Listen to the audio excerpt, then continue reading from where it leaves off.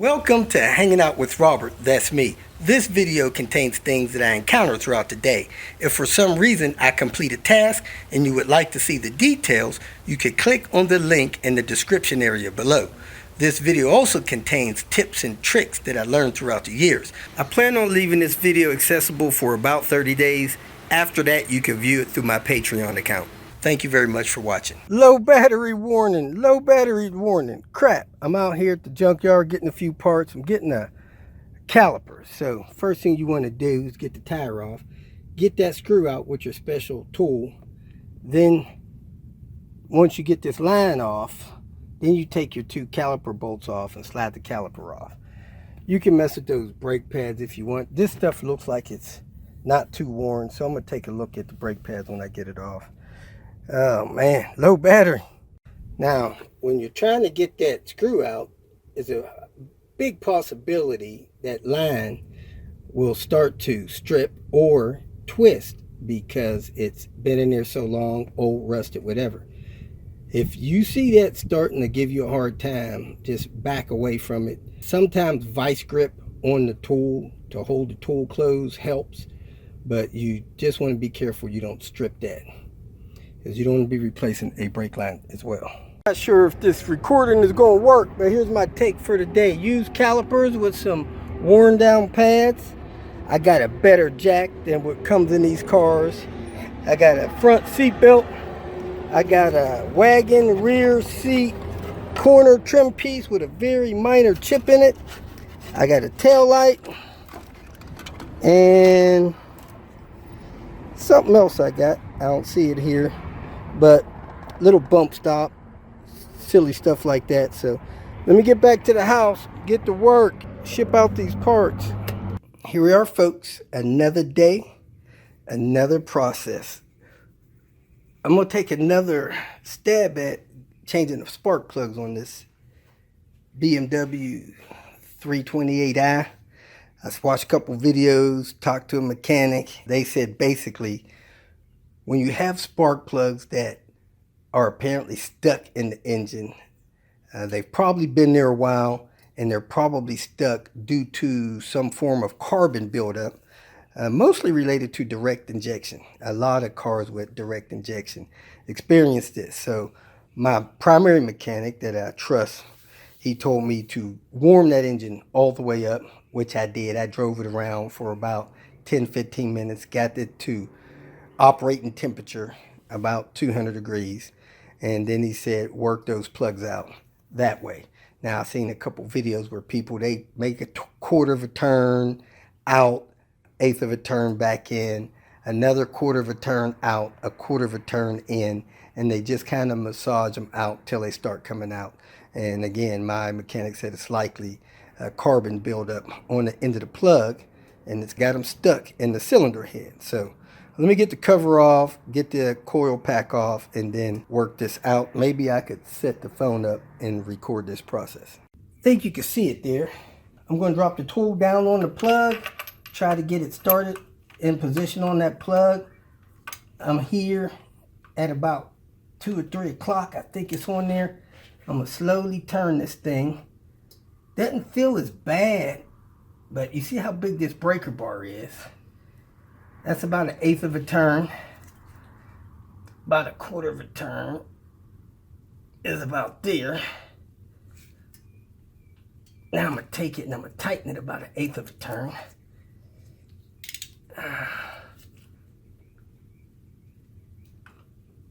That's about an eighth of a turn. Now I'm going to turn it about a quarter of a turn again. Yeah, it feels a little better.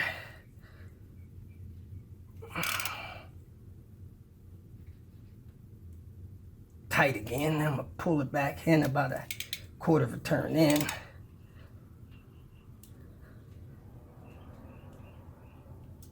Now I'm going to get it about a quarter of a turn out or a half a turn out. Now, one guy recommended putting a couple of rounds of penetrant oil down there, jacking the car up, having the car on an angle so it could kind of sit in the plug the right way, and then trying to get them out that way But one guy said WD-40 is not good to try to use. So don't try to use WD-40, I assume. And it's getting a little easier to come out. Now I'm going to put it back in a quarter of a turn and hope it gets a little easier. And one guy, after he got it out, I'll link the video in my description area. He actually turned one of these plugs into a chaser to clean the threads out. You can hear my breaker bar ratcheting like a click. These plugs are not wanting to come out, but I think this one is loose enough where it's going to come out now. So I'm going to keep coming to the out on it.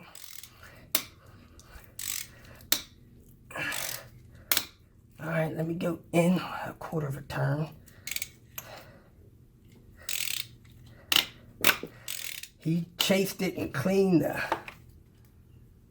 the threads in the head. So, all right, I'm going to go ahead and pull this thing all the way out now. I've gone back and forth, I think, enough that I could get this thing out. But this one was tighter than the next one. So this was the tightest one I had. I knew I was in trouble when I had a normal size ratchet wrench on there. And the normal size ratchet did not want to get that plug out. I was straining my back trying to get that plug to start coming out with the normal size ratchet. So I'm going to go ahead and turn it all the way out with this thing now. And cross my fingers that my threads will be okay, so I can put the new plug in.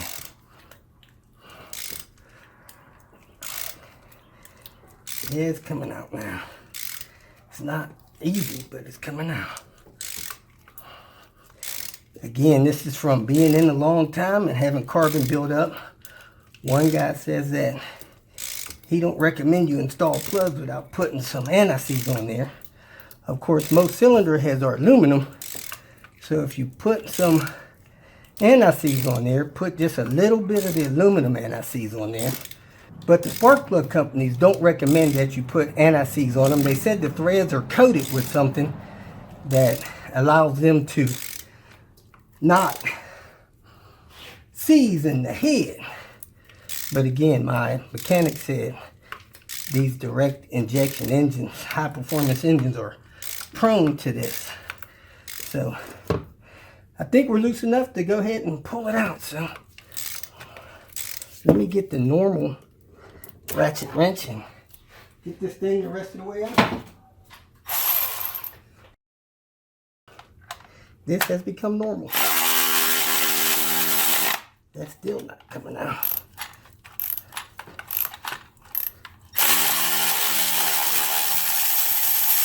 There it is, folks. Got it out.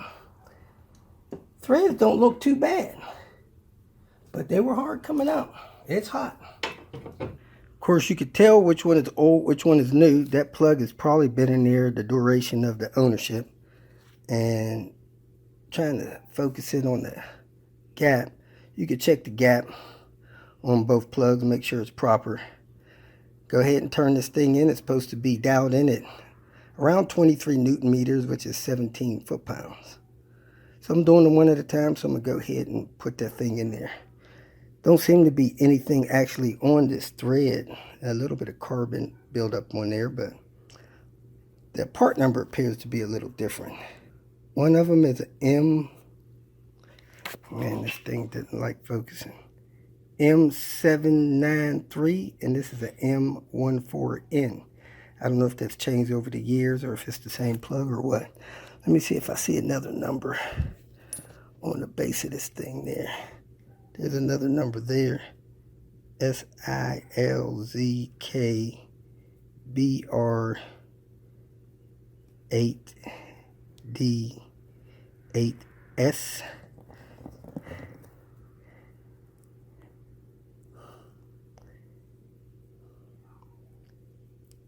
D8S.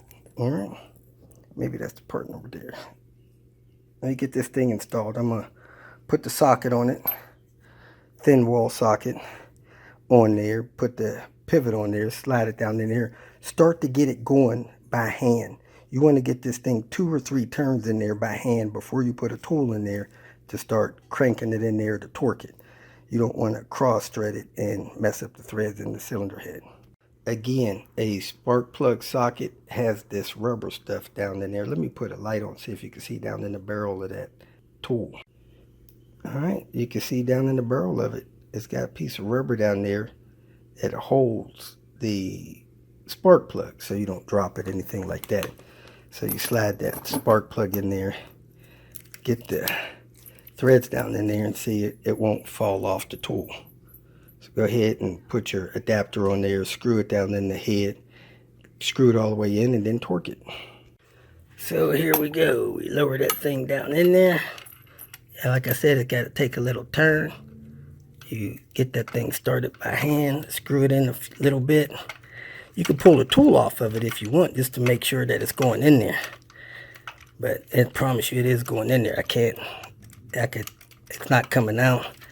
So once you get it started, put your regular ratchet wrench in there, screw it in with the regular ratchet wrench, not your power tool. I don't recommend using power tools to drive spark plugs down in there. Then once it stops, put the torque wrench on it, torque it to 17 foot-pounds or 23 Newton meters. I have 2 plugs done. After you get a plug done, you could do them one at a time or all at a time, but you want to put the coil pack back on. I would recommend replacing coil packs every 150,000 miles or when you start having problems with misfires on one. If you start having problems on one of them, just replace all 4. There's a company, or many companies sell kits with spark plugs, coil packs, all that stuff in there.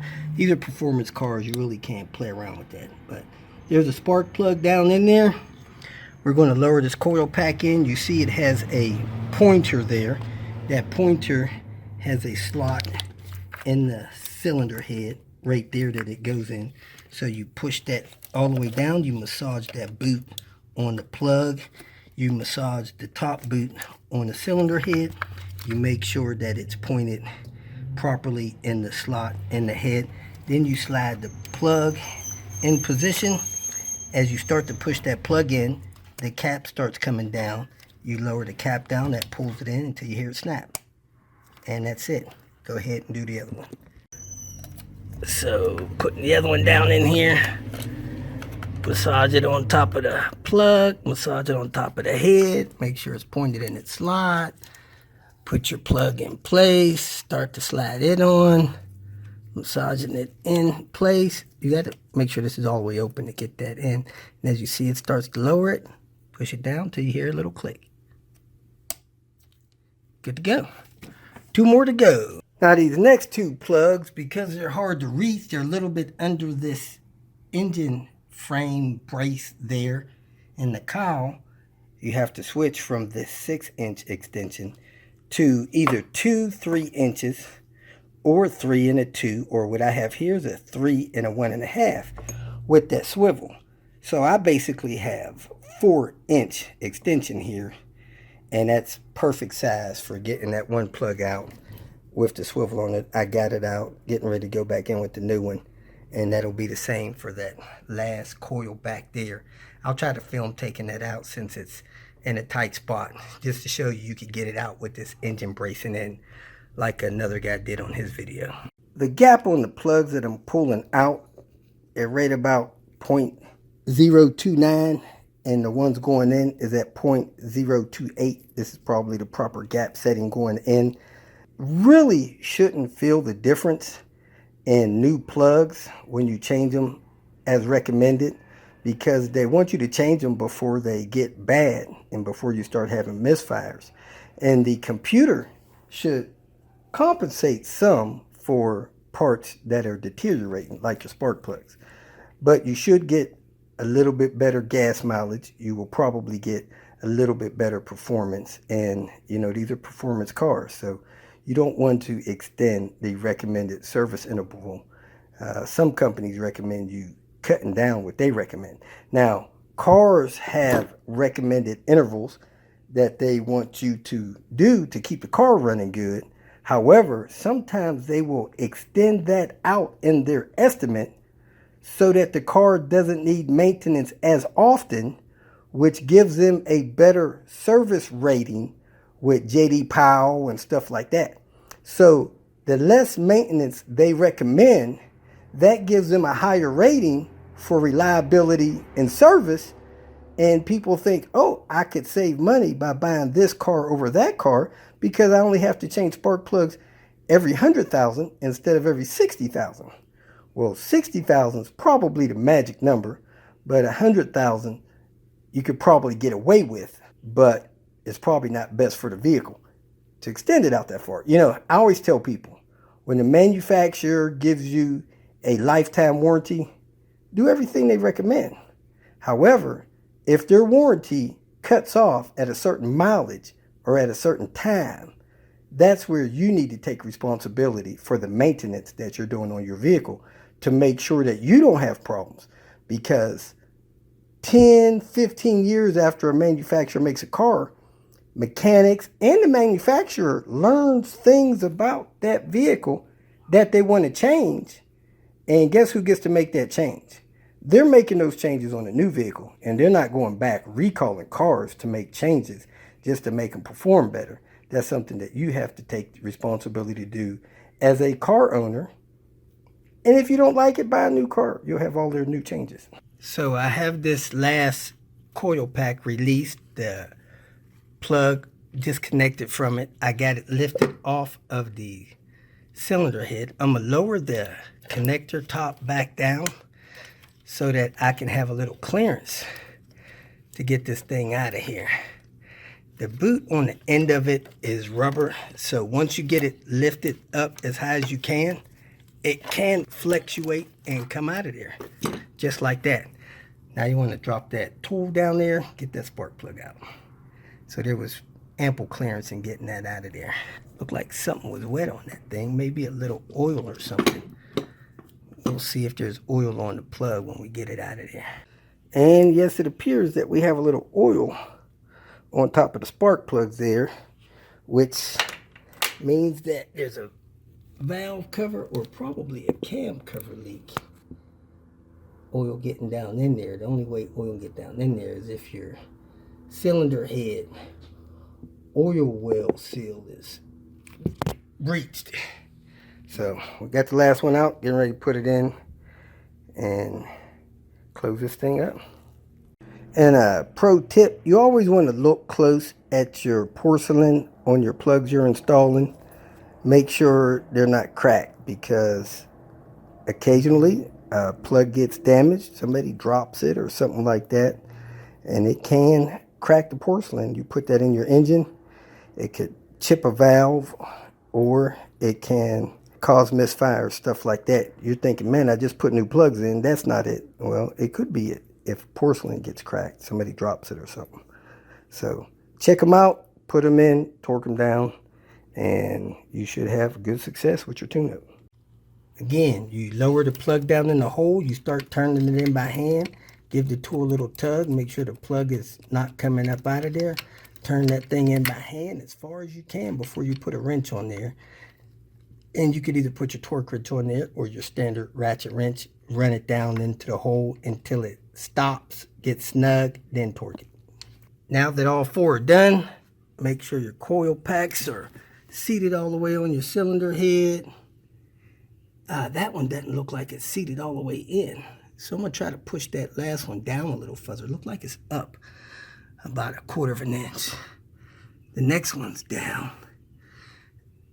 That one's down. That one's down. Maybe it's not, but I'm just going to make sure it's all the way down. And I don't have any issues with this thing. Yeah, it's all the way down. And the plug's in all the way.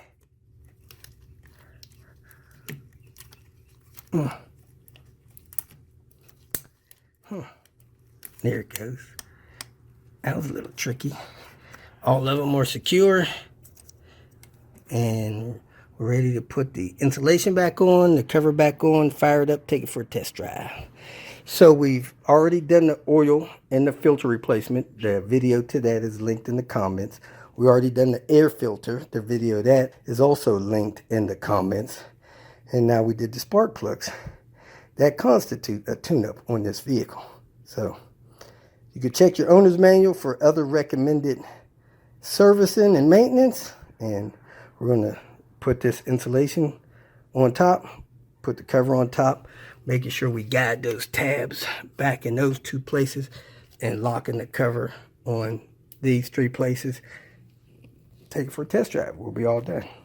It is a good idea you keep this foam and stuff in good order and in place, because it helps shield your hood from heat and keep your paint nice. So make sure you get this stuff in place.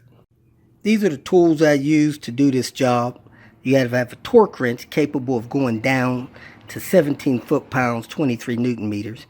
You might need a breaker bar. That's a 1/2-inch breaker bar.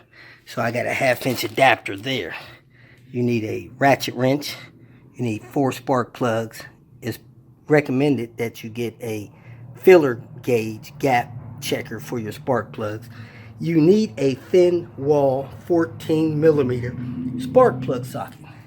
I got this one from AutoZone. It's about $10 for a 2-piece set. You need that thin wall socket. That's critical.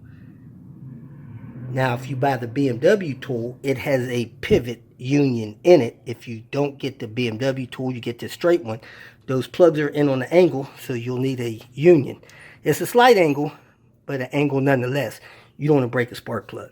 6-inch 3/8 extension is a good idea. Then you need a 4 or 5-inch extension. 2 3-inch will work because they'll shorten to like a 5-inch. That way you can reach in the areas you need to reach in. Pair of gloves, preferably have the engine warm, and this job should go very smooth for you. If you feel that this information was useful, please like it and share it with your social media friends. You can subscribe to my channel so that you will get notifications of future videos that I post.